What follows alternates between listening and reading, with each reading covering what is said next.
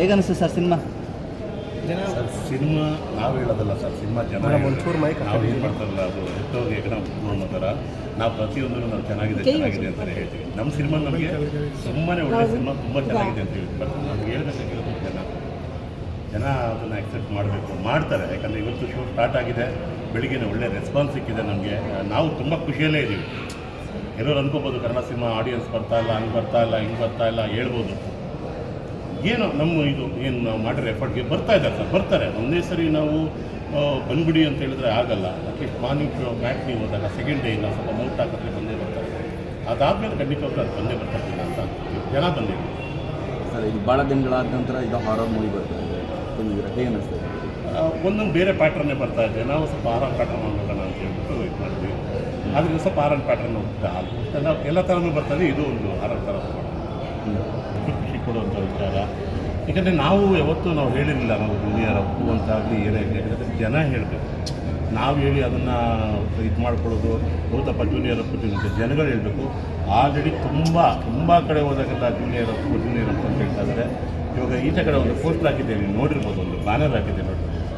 ಬೆಳಿಗ್ಗೆ ಸುಮಾರು ಜನ ಬಂದು ಸರ್ ಕುನಿ ಸರ್ ಇನ್ನೊಂದು ಸಿನಿಮಾ ಬರ್ತಾ ಇದೆ ಸರ್, ಸಾಕು ಸರ್ ನಮಗೆ ಆ ಗೆಲುವಿದೆಯಲ್ಲ ಅದು ಸಾಕು ನಮಗೆ.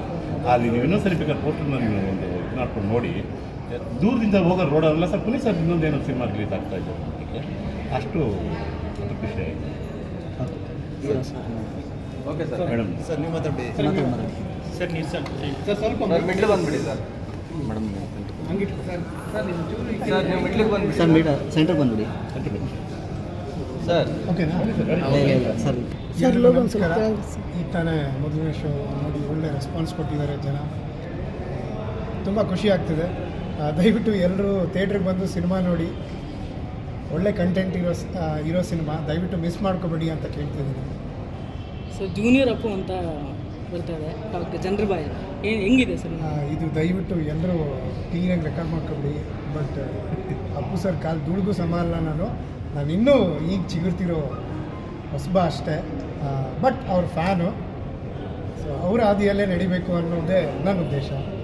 ಸರ್ ಈಗ ನೆಕ್ಸ್ಟ್ ಜನ ಬರ್ತಾರೆ ಸಿನಿಮಾಗೆ, ಬರಬೇಕು ಅಂತ ನೀವು ಏನು ಹೇಳ್ತೀರಾ ಸರ್ ಜನಕ್ಕೆ? ಖಂಡಿತ ಬರಬೇಕು. ಯಾಕಂದರೆ ಕಂಟೆಂಟ್ ಇರೋವಂಥ ಸಿನಿಮಾಗಳು ಸಿಗ್ತಾ ಇರೋದೇ ಕಮ್ಮಿ, ಅದರಲ್ಲೂ ಕಂಟೆಂಟ್ ಇರೋ ಸಿನಿಮಾ. ಬಟ್ ಏನಂದರೆ ನಮಗೆ ಪ್ರಮೋಷನ್ಸ್ಗೆ ಟೈಮ್ ಸಿಕ್ಕಲಿಲ್ಲ. ಸೊ ಹಾಗಾಗಿ ನಿಮ್ಮ ಮಾಧ್ಯಮದ ಮೂಲಕ ನಾವು ಕೇಳ್ಕೊತಿದ್ದೀವಿ, ದಯವಿಟ್ಟು ಎಲ್ಲ ಜನರಿಗೆ ತಲುಪಿಸಿ. ಛಾಯಾ ಅನ್ನೋ ಸಿನಿಮಾ ಇವತ್ತು ಬಿಡುಗಡೆ ಆಗಿದೆ, ಫಸ್ಟ್ ಶೋ ಒಳ್ಳೆ ಪ್ರದರ್ಶನ ಕಾಣಿದೆ. ಸೊ ಪ್ರೇಕ್ಷಕರ ಇದು ಕೂಡ ಪಾಸಿಟಿವ್ ಆಗಿದೆ ಅಂತ ಹೇಳ್ತೀವಿ ಸರ್. ಮಾರ್ಚ್ ತಿಂಗಳು ನಿಮಗೆ ಕತೆ ನಿಮ್ಗೆ ಹೆಂಗೆ ಒಪ್ಕೊಂಡ್ರಿ ನೀವು ಯಾವ ಥರ? ಸರ್ ಕಥೆ ಎಲ್ಲ ನಾನು ಕೇಳೋ ಇದರಲ್ಲಿದ್ದಿಲ್ಲ ಸರ್. ಅವಾಗ ಒಂದು ಅರ್ಧ ಕತೆ ಹೇಳಿದರು, ಫೋನಲ್ಲೇ ಹೇಳಿದರು. ಆಮೇಲೆ ಆಡಿಷನ್ಸ್ ಮಾಡಿದ್ರು, ಆಮೇಲೆ ನನ್ನ ಸೆಲೆಕ್ಟ್ ಮಾಡಿದ್ರು. ನಾನದೇ ಹೀರೋ ಆಗೋಕ್ಕೆ ನಾನು ಬಂದಿಲ್ಲ ಸರ್. ನಾನು ಬಂದಿದ್ದು ಸೈಡ್ ಕ್ಯಾರೆಕ್ಟರ್ ಕೊಡಿ ಅಂತ ಬಂದಿದ್ದು, ನನ್ನೇ ಹೀರೋ ಮಾಡಿಬಿಟ್ರು ಪ್ರೊಡ್ಯೂಸರ್ ಮೇಡಮ್ಮು, ಅದು ನಮ್ಮ ನಿರ್ದೇಶಕರು. ಸೊ ಹಾಗಾಗಿ ಒಳಗಡೆ ಎಂಟ್ರಿ ಕೊಟ್ಟಿದ್ದೆ ಸರ್. ಮಾರ್ಚ್ ತಿಂಗಳು ಅಂತಂದರೆ ಅದು ಪವರ್ ಸ್ಟಾರ್ ಮಂತ್ ಅಂತಲೇ ಎಲ್ಲರೂ ಮಾತಾಡ್ತಾರೆ. ಸೊ ಮಾರ್ಚ್ 1ನೇ ತಾರೀಕಿಗೆ ನಿಮ್ಮ ಸಿನಿಮಾ ರಿಲೀಸ್ ಆಗಿದೆ, ಎಷ್ಟು ಖುಷಿ ಇದೆ ಸರ್? ಸರ್ ತುಂಬ ಖುಷಿ ಇದೆ. ಅದರಲ್ಲೂ ಡೇಟ್ಸ್ ಮುಂದೆ ಆಗ್ತಾ ಬರ್ತಾಯಿತ್ತು. ಫೆಬ್ರವರಿ 23 ಇತ್ತು, 26 ಆಯಿತು, ಆಮೇಲೆ ಮಾರ್ಚ್ 1 ಬಂತು. ನನಗೆ ಸಖತ್ ಖುಷಿ ಆಗ್ತಿದೆ. 17 ಕೂಡ ಅಪ್ಪು ಸರ್ ಬರ್ಡೇ ಇದೆ. ಹೌದು, ಅದ್ರ ಬಗ್ಗೆ ಏನು ಹೇಳ್ತೀರಾ ಸರ್? ಅವ್ರಿಗೆ ಡೆಡಿಕೇಶನ್ ಮಾಡ್ತಾರೆ ಸರ್.